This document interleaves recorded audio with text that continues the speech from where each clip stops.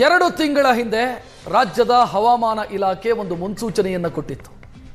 ರಾಜ್ಯದಲ್ಲಿ ಈ ಬಾರಿ ಬೇಸಿಗೆ ಕಾಲ ಅತ್ಯಂತ ಕಠೋರವಾಗಿರುತ್ತೆ, ಬಿಸಿಲಿನ ತೀಕ್ಷ್ಣತೆ ಜಾಸ್ತಿ ಇರುತ್ತೆ, ಜನ ಮುನ್ನೆಚ್ಚರಿಕೆಯನ್ನು ವಹಿಸಿ ಅಂತ ಅವರು ಕೊಟ್ಟಿರುವಂಥ ಮುನ್ನೆಚ್ಚರಿಕೆ ಈಗ ನಿಜವಾಗಿದೆ. ಇಡೀ ರಾಜ್ಯದಲ್ಲಿ ನೆತ್ತಿ ಸುಡುವಂಥ ಬಿಸಿಲಿದೆ, ಜನ ಒದ್ದಾಡ್ತಾ ಇದ್ದಾರೆ. ತಮ್ಮ ದಿನನಿತ್ಯದ ಕೆಲಸಗಳನ್ನು ಕೂಡ ಮಾಡೋದಕ್ಕೆ ಆಗದಂಥ ಸ್ಥಿತಿ ನಿರ್ಮಾಣ ಆಗ್ತಾ ಇದೆ. ಬಹಳಷ್ಟು ಕಡೆ ಆರೋಗ್ಯ ಸಮಸ್ಯೆಯೂ ಕೂಡ ಕಾಡ್ತಾ ಇದೆ ಬಿಸಿಲಿನ ಕಾರಣಕ್ಕಾಗಿ. ಕರುನಾಡಲ್ಲಿ ಭಾರಿ ಬಿಸಿಲು, ಎಲ್ಲ ಜಿಲ್ಲೆಗಳಲ್ಲೂ ಕೂಡ ಜನ ಕಂಗಾಲಾಗ್ತಾ ಇದ್ದಾರೆ. ಏಪ್ರಿಲ್ ಆರಂಭದಲ್ಲೇ ಶುರುವಾಯಿತು, ಈಗ ಬಿಸಿಲಿನ ತೀಕ್ಷ್ಣತೆ ಜಾಸ್ತಿ ಆಗ್ತಾ ಇದೆ. ಹಲವು ಜಿಲ್ಲೆಗಳಲ್ಲಿ ಉಷ್ಣ ಗಾಳಿ ಬೀಸುವಂತ ಸಾಧ್ಯತೆ ಇದೆ. ಇದರ ಬಗ್ಗೆ ಮುನ್ನೆಚ್ಚರಿಕೆಯನ್ನ ಇಲಾಖೆ ಕೊಟ್ಟಿದೆ. ಎಲ್ಲಿವರೆಗೆ ಅಂತಂದ್ರೆ ಏರ್ ಕಂಡೀಷನ್ ನಗರಿ, ಉದ್ಯಾನ ನಗರಿ ಅಂತ ಕರೆಯುವಂತ ಬೆಂಗಳೂರು ಉರಿ ಬಿಸಿಲಿನಿಂದ ಒದ್ದಾಡ್ತಾ ಇದೆ. ರಾಜ್ಯದ ಬೇರೆ ಬೇರೆ ಜಿಲ್ಲೆಗಳಲ್ಲೂ ಕೂಡ ಅದೇ ಸ್ಥಿತಿ. ಈ ಬಾರಿ ಎಲ್ಲವೂ ಎಕ್ಸ್ಟ್ರೀಮು. ಮಳೆಯೂ ಚೆನ್ನಾಗಾಯಿತು, ದೊಡ್ಡ ಪ್ರಮಾಣದಲ್ಲಿ ಮಳೆ ಆಯಿತು, ಚಳಿಯೂ ವಿಪರೀತ ಇತ್ತು, ಬಿಸಿಲು ಕೂಡ ಈಗ ಸಿಕ್ಕಾಪಟ್ಟೆ ಇದೆ.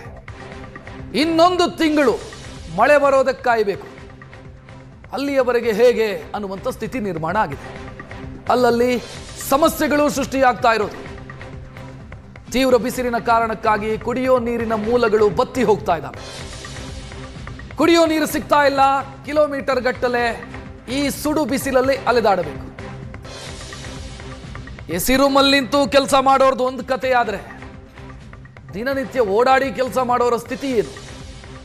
ದಿನಕೂಲಿ ಕಾರ್ಮಿಕರು, ಬೇರೆ ಬೇರೆ ರೀತಿಯಲ್ಲಿ ಓಡಾಡ್ತಾ ಇರೋರು, ಅವರ ಪರಿಸ್ಥಿತಿ ಏನು?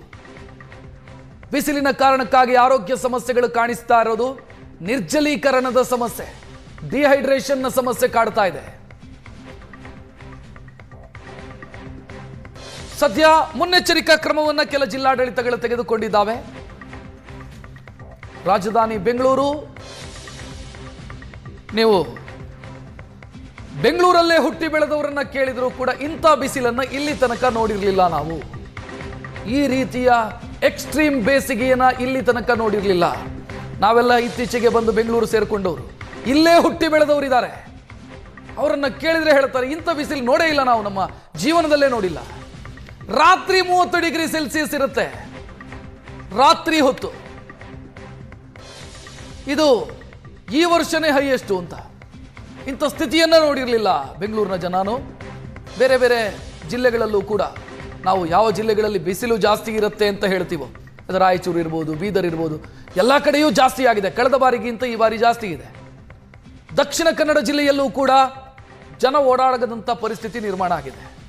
ಇದರ ಮಧ್ಯೆ ಬೇಸಿಗೆಯ ಬಿಸಿಲ ಝಳಕ್ಕೆ ರಾಜ್ಯದಲ್ಲಿ ಕಾರ್ಮಿಕನೊಬ್ಬ ಬಲಿಯಾಗಿದ್ದಾನೆ.